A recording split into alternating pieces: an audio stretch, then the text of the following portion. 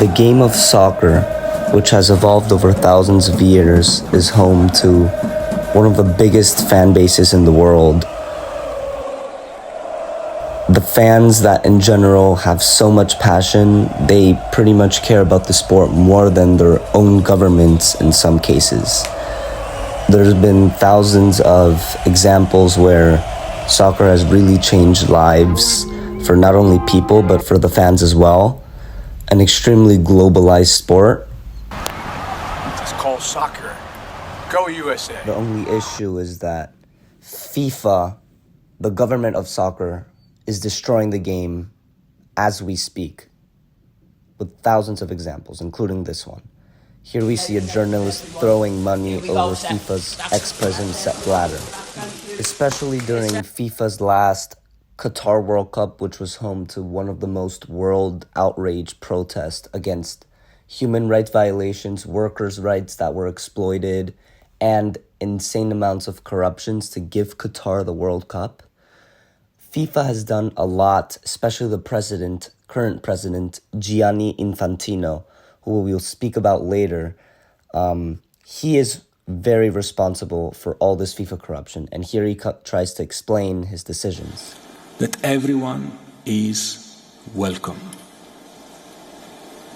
Here's the FIFA 2022 Qatar CEO of the World Cup explaining how unfair Qatar was treated. Is this World Cup going to be? Very inclusive. Everyone is welcome. We are not putting any restrictions on any nationality or anybody with respect to their gender, race, orientation, religion to attend this World Cup. Security is of the utmost importance, and we don't look at it in terms of race, religion, orientation. We look at it at the safety and the security of fan. Any fan is of the utmost importance and a priority.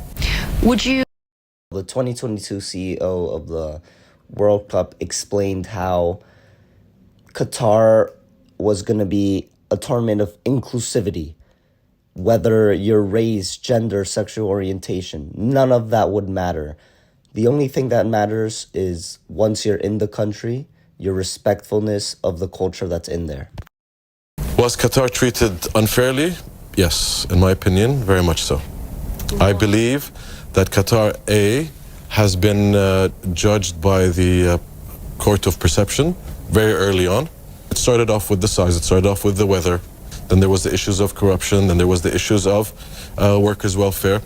I'm not saying that some things are fair, and some things we recognize, and some things we believe that were challenges that we needed to do something about. When it comes to workers' welfare, we raised our hand very early on and we said this is an area that is challenging and we know that there needs to be a lot of work. Nobody can deny today, not by us saying this, but by internationally recognized bodies, the amount of work that went into legislation and the amount of work that went to the improvement of workers' conditions, rights, have you know, in my opinion, are unprecedented, the speed of the way things have happened. But no, you haven't been treated unfairly. If anything, the press was very lenient on all the atrocities the country committed, including FIFA. Because remember, this was FIFA's doing as well, and Gianni Infantino's doing. त्यही हो problem भनेको त्यही हो यहाँ हाम्रो अब त्यो toilet bathroom हेर्दाखेरि त्यस्तै छ केही त्यसको सफाइ छैन हैन सब उस्तै छ यहाँ 12 एक रुममा चाहिँ 12 14 जना मान्छे हालेछ हैन 2 वर्ष भएको हामीले बेडै सिट दिए छैन भन्छ आफै किनेर ल्याऊ. These labor camps on the outskirts of the capital Doha are home to thousands of migrant workers. In this camp, over 600 men share just 2 kitchens. Kitchen भन्नुहुन्छ भने तपाईहरु गरे हेर्न साध्य छैन त्यहाँ. यति मच्छरहरु र यति सांगलाहरु कीटाणुहरु झिंगाहरु त्यहाँ भन्क्या हुन्छ त्यो झिंगा खानामा बसिन्छ त्यही कारणले मान्छे नि बिमार हुन्छ.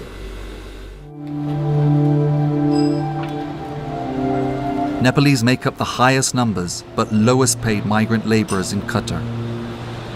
They are victims of a state-run sponsorship system which binds each worker to a single employer. Interviews from the actual migrant workers, not the Qatar representatives that try to hide the horrible image of the country. We will take a look at the atrocities committed, and the living conditions these poor people were put in. That is the reality of the situation, and not what Qatar and FIFA try to sell to the world. This is the reality and the conditions these poor people were put in. They were brought on a one employee, one employer method called the kafala system, where it's a binding contract. These workers aren't allowed to go home until their employer allows them to, basically trapping them. These people were trapped to their work, earning little to no pay, dying on the job in massive numbers. World Cup construction, the specific stadiums, to right? World Cup stadiums. Do you know how many people have died in Qatar since you won the bid in the last 12 years from any construction related to anything to do with the World Cup? In other words, new hotels, new bridges, whatever. In other words, what is the honest, realistic total, do you think, of migrant workers who've died from as a result of work they're doing for the World Cup in totality? The estimate is around 400. Between 400 and 500. I don't have the exact number. That's something that's being discussed. I mean, there will be people, Hassan, who say that's a lot of people. One death is too many. But they would say 400 is a price too big to pay. What do you say to that? What I will say is, one death is a death too many, plain and simple. And I think every year, the health and safety standards on the sites are improving, at least on our sites, the World Cup sites, the ones that we're responsible for, most definitely, to the extent that you've got trade unions, representatives of the German trade union, representatives of the Swiss trade union. Do you accept? Have just to make this point, have commended the work that's been done on the site, on the World Cup sites, right, and improved. Except this is a big fat lie. Nowhere near the number that they just said, 400 to 500, which is still a lot of died workers. That was not even close to the true amount. Qatar for their human rights record.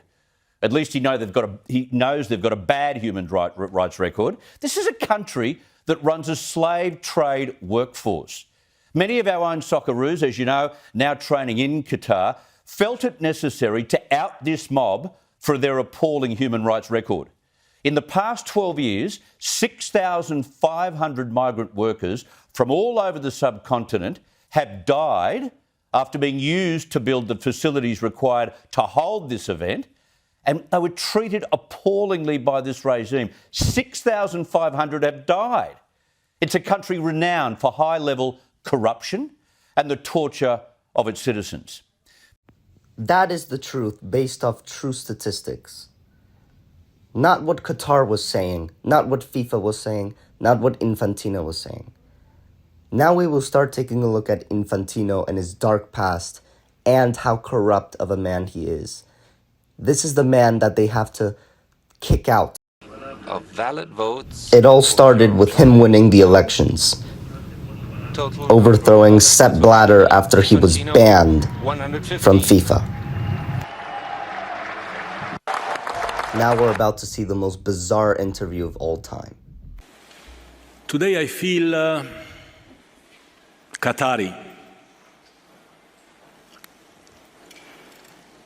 Today I feel Arab. Today I feel African.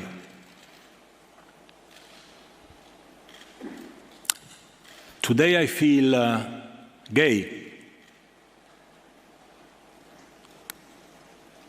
Today I feel disabled. Today I feel a migrant worker. The outrage of the footballing world cannot even come close to how horrible this man is, with thousands of protests all over the world, including from players on match days, as we saw the German team covering their mouth in disgust. The answer is not for the people of Brazil. So we're against this type of event that excludes the majority One of of the the only population. solutions to all of this is to end Gianni Infantino's presidency. First, we have to take a look at why Infantino's so bad, and then what solution can us soccer fans implement in order to stop this madness and to save our sport.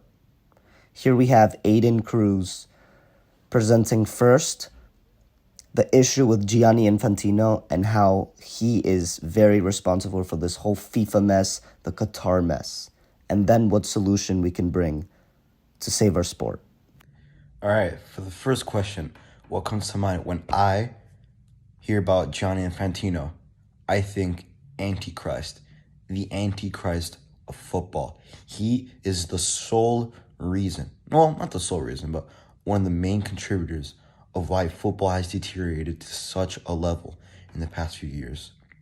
He's the president that spawned from a corruption scandal in 2015, and he has done absolutely nothing to improve the sport. And his promises he's delivered in his speeches to the UN haven't come to pass. FIFA in its current state is almost like a rotten apple.